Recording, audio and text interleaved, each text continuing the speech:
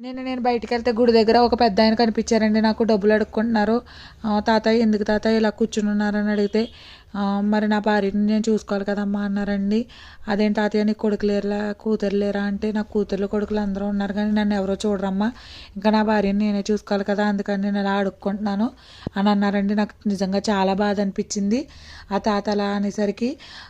అసలు వాళ్ళు లేకపోతే మీరు లేరు కదండి, వాళ్ళు ఉండబట్టే కదా మీరు ఉన్నారు. ఎందుకు ఇలాగా పేరెంట్స్ని ఇలా రోడ్ల మీద ఉంచేయడం, బయటకు గెంటేయడం ఇలా చాలా మంది చేస్తున్నారు. అది తప్పండి.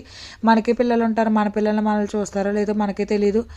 ప్లీజ్ మన పేరెంట్స్ని అయితే బాగా చూసుకోండి. నేను అందరికీ చెప్పేదాన్ని కాదండి, కాకపోతే ఆ తాతగారిని చూస్తే నాకు చాలా బాధ అనిపించింది. మన పేరెంట్స్ లేకపోతే మనం లేం కదండి, మన పేరెంట్స్ ఉండబట్టే మనం ఉన్నాము.